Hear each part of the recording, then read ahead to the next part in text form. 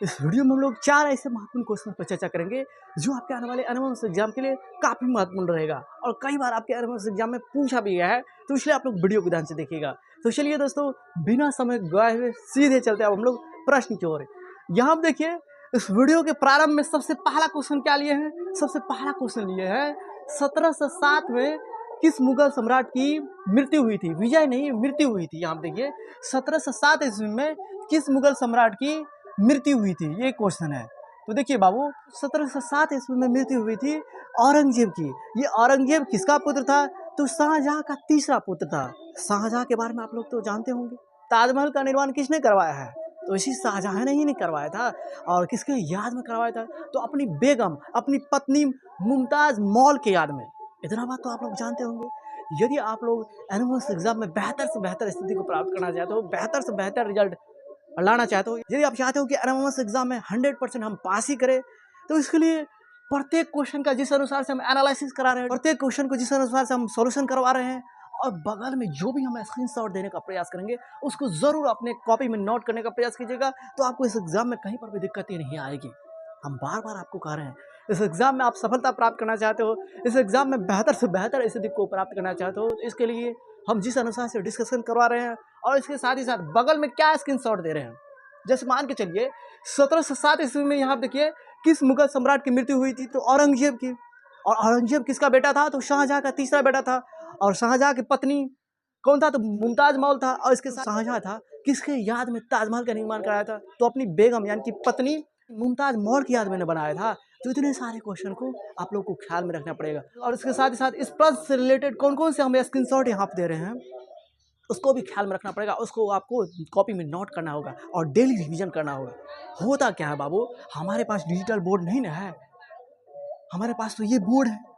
अब बोर्ड पर चाहेंगे कि एक ही क्वेश्चन से रिलेटेड 4-5 बात तो यहाँ पर लिख दी जाए, ये संभव नहीं हो पाएगा। इसलिए हम बेवस होकर आपको स्क्रीनशॉट देने का प्रयास करते रहते हैं, इसलिए स्क्रीनशॉट को इग्नोर नहीं कीजिएगा। अब देखिए दूसरा नंबर क्वेश्चन है, अंग्रेजों ने भारत में अपनी पहली फैक्ट्री कहाँ बनाई थी? अंग्रेजों ने भारत में अपनी पहली फैक्ट्री कहाँ बनाई थी? तो सूरत में। सूरत में। सूरत कहाँ पड़ता है बाबू? सूरत पड़ता है गुजरात के अंदर में। देखिए 16 से 21 ईस्वी में ईस्ट इंडिया कंपनी अपनी पहली फैक्ट्री गुजरात के सूरत में बनाता है। गुजरात के सूरत में बनाई है। हुगली नदी किस राज्य से होकर बहती है? तो पश्चिम बंगाल राज्य से होकर बहती है। हुगली नदी पश्चिम बंगाल राज्य से होकर बहती है। हुगली नदी पश्चिम बंगाल राज्य से बहती है। तो इसको भी आप लोग याद करने का प्रयास कीजिए, इसको भी आप लोग समझने का प्रयास कीजिए और यहाँ पे जो भी स्क्रीनशॉट देंगे उसको भी देखने का प्रयास कीजिएगा। देखिए ब्रह्म समाज के संस्थापक कौन थे? तो ब्रह्म समाज के संस्थापक थे राजा राम मोहन राय। ब्रह्म समाज के संस्थापक राजा राम मोहन राय। आर्य समाज के संस्थापक कौन थे?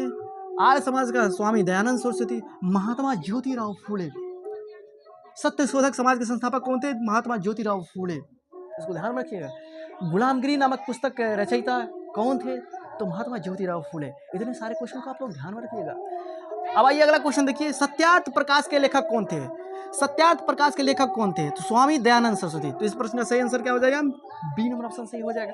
और इसके साथ ही साथ देखिए अगला नंबर क्वेश्चन, बिरसा मुंडा की मृत्यु कब हुई थी? तो बिरसा मुंडा की मृत्यु हुई थी 1900 ईस्वी में। बिरसा मुंडा की मृत्यु कब हुई थी? तो 1900 ईस्वी में। अब आइए बिरसा मुंडा से रिलेटेड कौन कौन से प्रश्न आपके एनिमल्स एग्जाम में पूछे जाएंगे और पूछने की संभावनाएं हैं। देखो यहाँ से क्वेश्चन पूछा गया है और यहाँ पे जो भी क्वेश्चन आप देख रहे हो बाबू, ये प्रीवियस ईयर का हम आपको क्वेश्चन बाबू डिस्कशन करवा रहे हैं।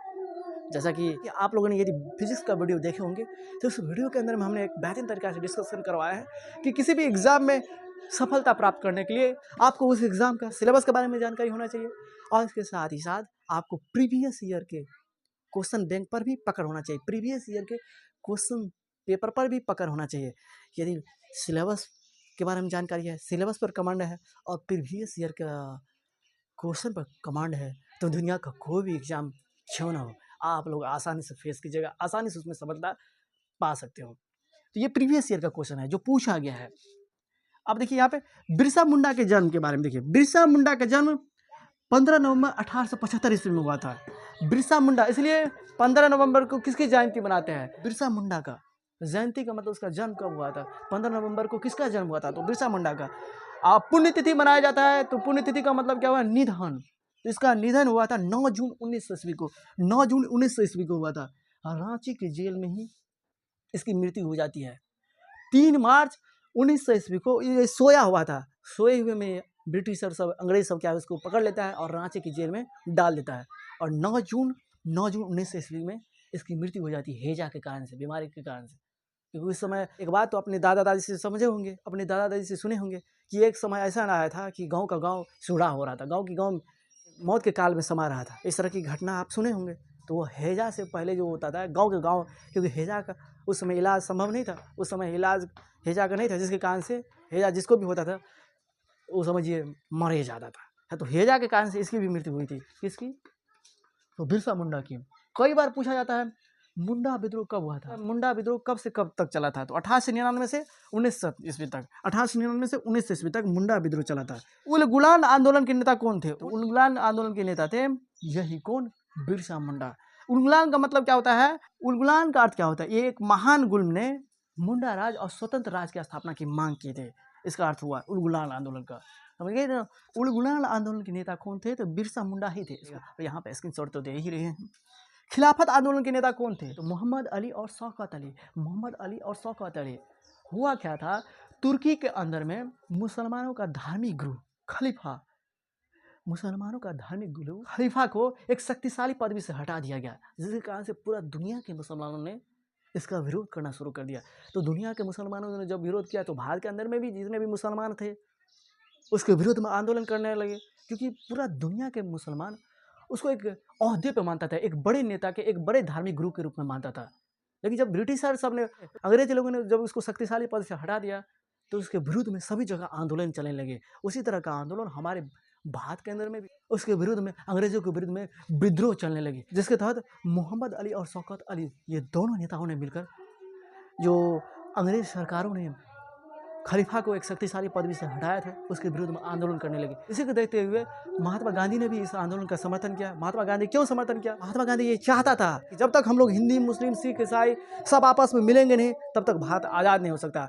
मुस्लिमों को अपने दिल में जगह बसाने के लिए, ताकि मुस्लिम भी हमारा समर्थन करें, मुस्लिम भी अपना तन मन धन इस देश की आज़ादी के लिए समर्पित करें, इसके लिए उन्होंने भी इस आंदोलन में बढ़ चढ़ कर भाग लिया। तो इसलिए इस टॉपिक से कई बार पूछा जाता है कि भारत में खिलाफत आंदोलन के प्रमुख नेता कौन थे? तो मोहम्मद अली और शौकत अली। यहाँ देखिए मोहम्मद अली, अली बंधु। इस प्रश्न का सही आंसर क्या हो जाएगा? बी नंबर ऑप्शन सी हो जाएगा।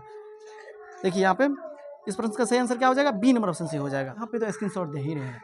अब भाई खिलाफत आंदोलन के बारे में, खिलाफत आंदोलन से संबंधित खिलाफत आंदोलन क्या है, इसके बारे में जल्द ही आपको वीडियो देखने को मिलेगा। इसके लिए वीडियो को सर्च करके देखने का प्रयास कीजिएगा कि आखिरकार ये खिलाफत आंदोलन क्या थे। उस वीडियो के अंदर में हम आपको एक बेहतरीन तरीके से पूरा डिटेल में समझाएंगे कि आखिरकार ये खिलाफत आंदोलन क्या थी, इसको एक बेहतरीन तरीके से समझाएंगे। यहाँ पर जब हम पूरा डिस्कशन करने लगते हैं तो समस्या आ जाती है, वीडियो पूरा लॉन्ग हो जाता है ना। तो यहाँ पर हमारी वीडियो बनाए हैं, हमारी मजबूरी को समझिए।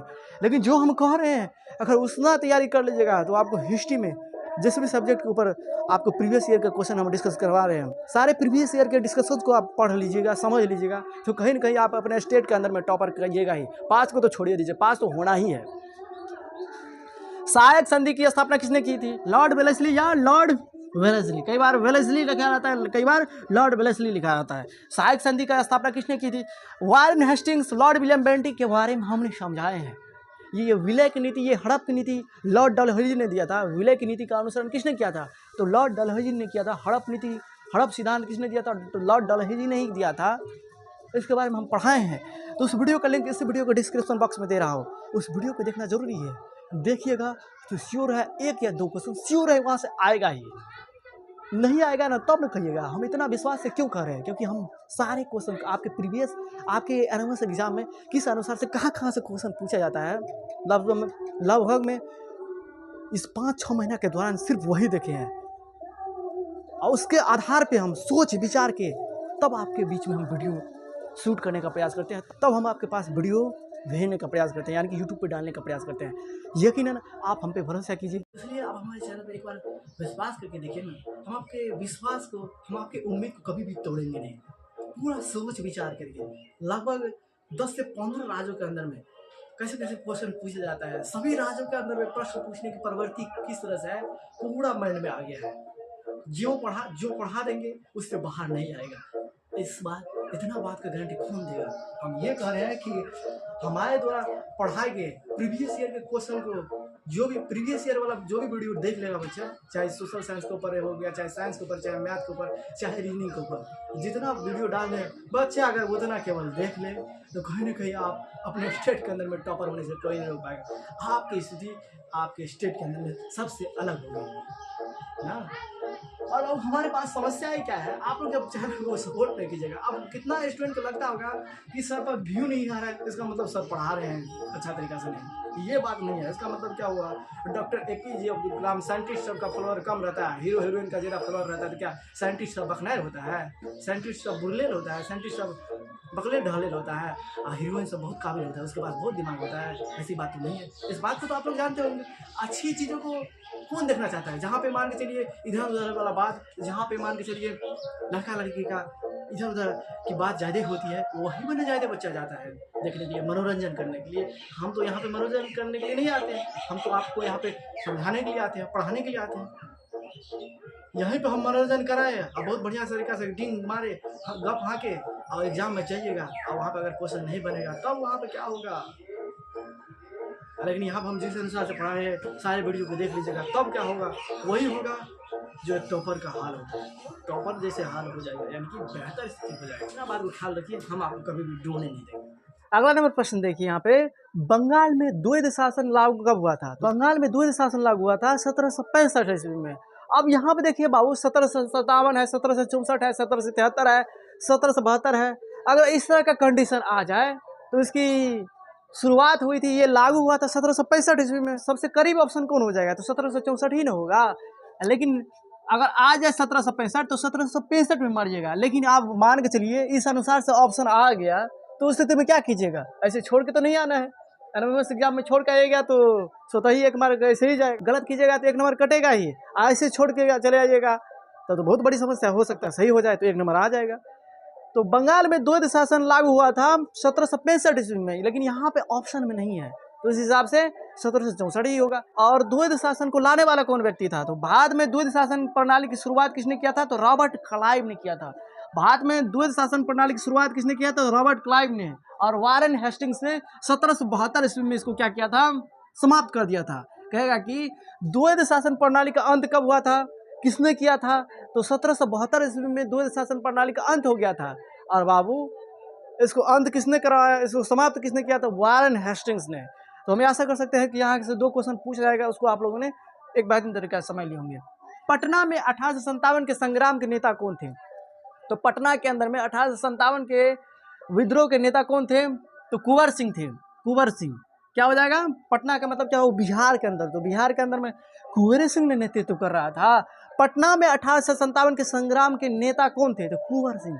बाबू 1857 से संबंधित क्वेश्चन 1 या 2 क्वेश्चन आपके एनएमएस एग्जाम में पूछा ही जाएगा, नहीं पूछा जाएगा ऐसी बात कभी भी नहीं हो सकती है। इसलिए यहाँ पे जो स्क्रीनशॉट दे रहे हैं इसमें आपको ख्याल क्या रखना है, 1857 के विद्रोह का केंद्र, जैसे कानपुर हो गया, झांसी हो गया, फतेहपुर हो गया, उसके बाद जगदीशपुर हो गया।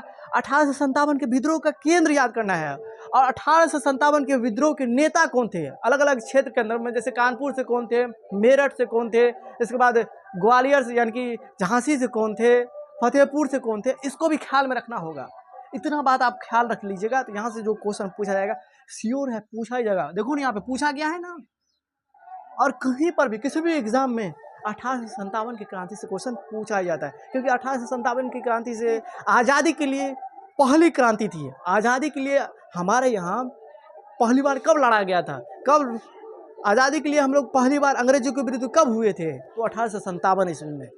इसी 1857 ईस्वी को हम लोग कहते हैं सिपाही विद्रोह। 1857 की क्रांति को हम लोग सिपाही विद्रोह के नाम से भी जानते हैं। हम सभी जानते हैं जब ब्रिटिशर सब यहाँ पे जो शासन करने के लिए आया था, ब्रिटिशर सब जो हम लोग को जो गुलाम बनाया था, तो यहीं के आदमी सब ब्रिटिश के अंदर में काम करते थे। मजबूरी थी, समस्या ही थी, घर चलाना था। अब कौन चाहेगा कि किसी मान के चलिए जो गुलाम बनाया है उसी का सपोर्ट करे? कोई नहीं चाहेगा। मजबूरी तो इंसान को कहाँ से कहाँ लेके चले जाता है। तो इस मजबूरी के कारण से मंगल पांडे और बहुत सारे भारतीय सैनिक ब्रिटिशर सबके सेना के अंदर में काम करते थे। एक दिन होता क्या है, पता चलता है इसको मंगल पांडे को कि जो बंदूकें थी, जो राइफलें थी, एनफील्ड राइफल, उसके अंदर में कारतूस जो भरा जा रहा था, उसके अंदर में गाय और सुअर का चर्बी था। गाय और सुअर का चर्बी था। बाद में पता चला गाय तो हिंदू के लिए पवित्र माना जाता है, सुअर मुस्लिम के लिए, सुअर भद्दा मानता है, उसको अपवित्र मानता है। तो धार्मिक भावनाओं को जो तोड़ने का प्रयास किया, धर्म के आधार पर भी ब्रिटिश सब जो यहाँ पे जो है तोड़ने का प्रयास किया भारत को, और तोड़ा भी। तो इन्होंने मंगल पांडे ने बंदूक को चलाने से साफ इनकार कर दिया। हम वहीं पे कहा कि हम इस बंदूक का इस्तेमाल नहीं करेंगे। जब ज़बरदस्ती कहा कि आपको इस्तेमाल करना ही पड़ेगा, तो इसके विरुद्ध में जो है मंगल पांडे ने युद्ध की घोषणा कर दी, बगावत की घोषणा कर दी, जिसके कारण से होता है 1857 की क्रांति। और यही क्रांति की आग पूरे देश के अंदर में दौड़ पड़ती है, जिसके कारण से कई राज्य भी, कई छोटे छोटे क्षेत्र उसी समय क्या हो जाता है, अंग्रेजों से मुक्त हो जाता है, अंग्रेजों की गुलामी से मुक्त हो जाता है। तो इसलिए 1857 की क्रांति में आपको क्या क्या ध्यान में रखना है।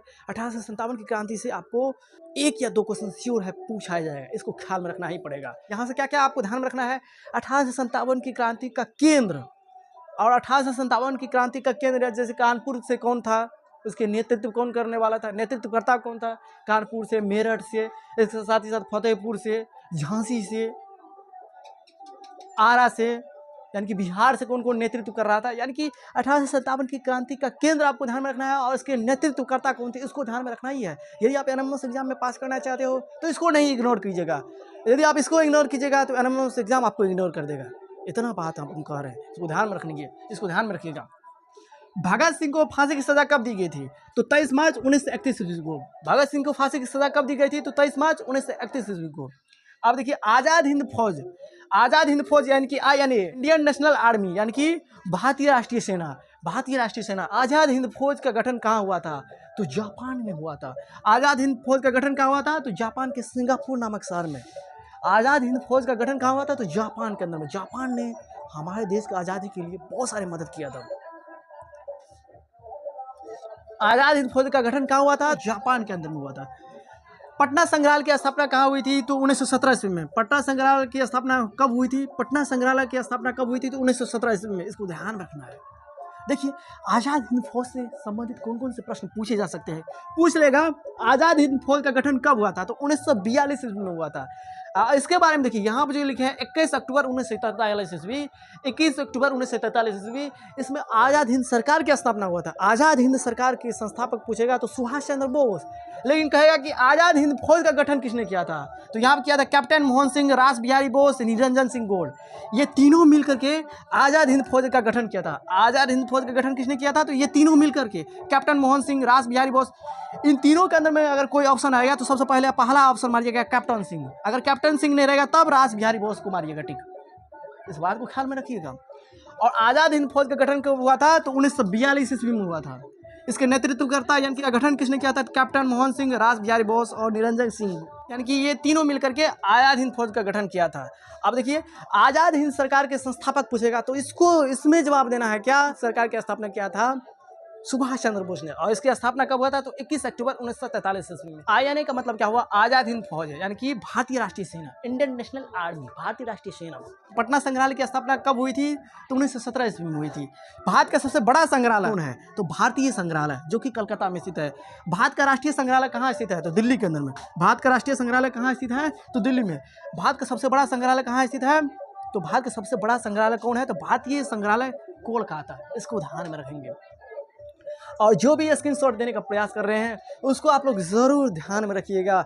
यदि आपको एनएमएस एग्ज़ाम में बेहतर से बेहतर स्थिति को प्राप्त करना है, तो यदि आप चाहते हो कि एनएमएस एग्ज़ाम में हम टॉप करें, परीक्षा के अंदर में हमारा बेहतर से बेहतर अंक आए, तो हमारे चैनल पर जो भी वीडियो डाला गया है, प्रीवियस ईयर से रिलेटेड जो भी क्वेश्चन हम बना के भेज रहे हैं, उन सारे क्वेश्चन को जरूर आप लोग देखने का प्रयास कीजिएगा और स्क्रीनशॉट को इग्नोर नहीं कीजिएगा। क्यों कह रहे हैं, क्योंकि हमारी विडम्बनाएँ, हमारी समस्याएं हैं। क्या हमारे पास डिजिटल बोर्ड नहीं ना है कि वहाँ पे सब कुछ लिखा ही रहता है ऑटोमेटिक।